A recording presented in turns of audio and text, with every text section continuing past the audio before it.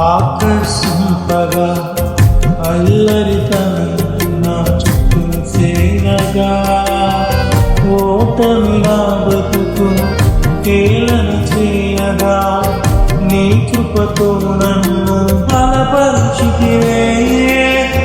లోకము నన్ను ఆకర్షింపగా అల్లరితనము నా చుట్టూ చేరగా ఓటమి నా బ్రతుకును హేళన చేయగా నీ కృపతో నన్ను బలపరచితివే.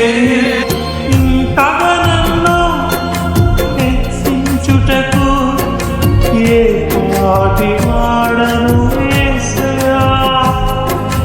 ఇంతగా నన్ను హెచ్చించుటకు ఏ పాటి వాడను యేసయ్యా.